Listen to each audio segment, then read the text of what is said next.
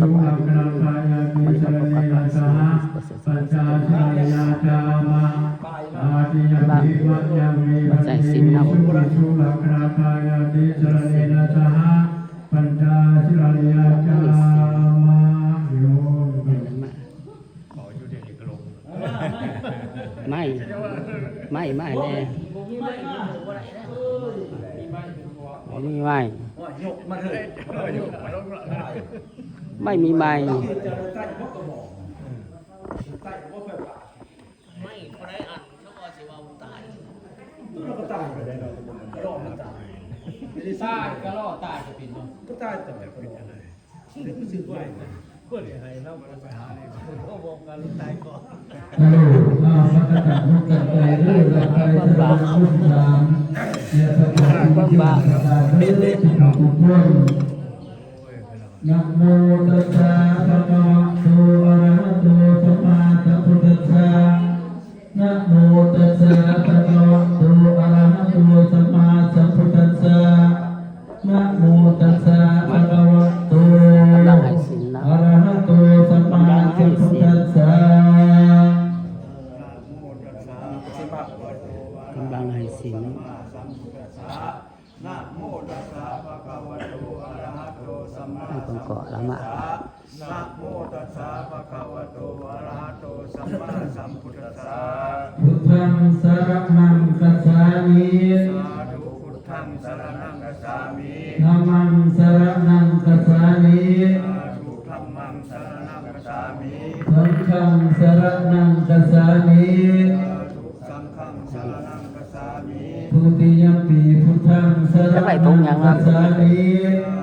ทุติยมปีพุทธังสรณังคัจฉามิทุติยมปีธัมมังสรณังคัจฉามิทุติยมปีธัมมังสรณังคัจฉามิทุติยมปีสังฆังสรณังคัจฉามิ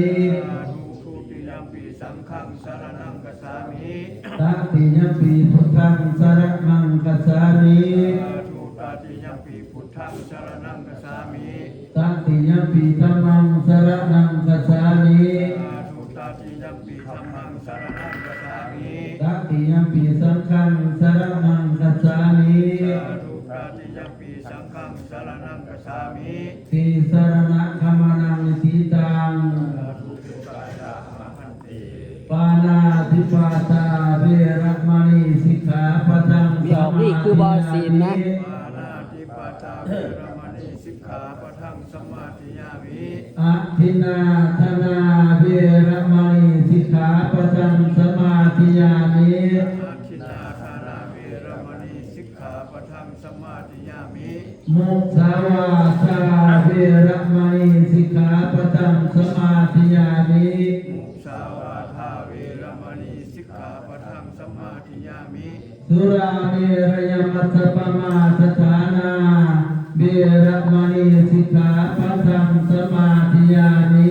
สุราเมรยมัสสปมาสถานาเวรมณีสิกขาปะทังสมาธิยามิอิมานิปัญจสิกขาปทานิสิเรนะสุขติญญติสิเรนะโภคสัพพทาสิเรนะนิพุติญญติตัสมาธิรังวิสุจักเยอนิมานิปัญจสิกขาปทานิสมาธิยานิทุติยมปีอิมานิปัญจสิกขาปทานิสมาธิยานิตติยมปีอิมานิปัญจสิกขาปทานิสมาธิยานิอาสาธุ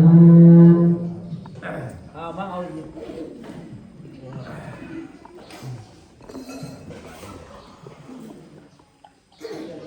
ไหลทาง รับตัวเจ้าบ่าวเจ้าต่อเจ้าเจ้าหัวในวันเลิกดาวสังถวาย บายทาน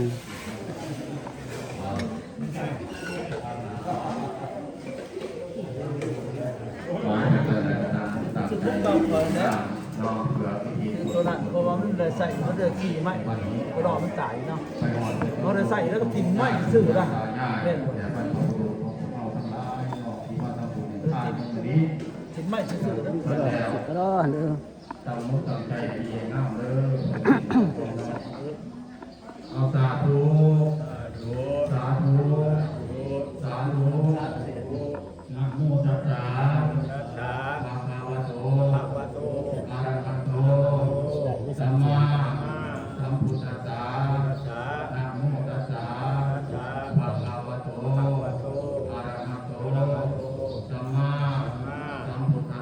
ำลังถวายทานเนาะกำลังถวายทาน สัมมาสัมพุทธัสสะสาธุสุทินังบัตเมฆานังทานังเมปาริสุทธังอาสาวกานิพพานาสัมปตังวุโตสุติยัมปีสุทินังบัตเมฆานังทานังเมปาริสุทธังอาสาวกานาวังนิพพานาสัมปตังวุโตสุติยัมปีสุทินังบัตเมฆานังทานังเมปาริสุทธังอาสาวกานาวังนิพพานาสัมปตังวุโตอนาคเตกาเรกุศลทั้งหลายที่พวกข้าน้อยได้กระทำลงแล้วด้วยกายวาจาและด้วยใจเป็นตนบ้าได้ให้ทานได้รักษาศีลได้สดับรับฟังพระธรรมเทศนาได้เจริญเมตตาภาวนาและได้กระทำไว้ญาณว่าจากก่อนมาเด็กนั้น เดี๋ยวจะมาเจออีกอย่างเลยผมมาสั่ง ทั้งหลาย จอม จากพระอุทิศให้แก่ข้าราชการทั้งหลายเพื่อบนแต่ผู้มรดกลงมา คือพระบาทสมเด็จพระปิฎกว่า ตั้งใจ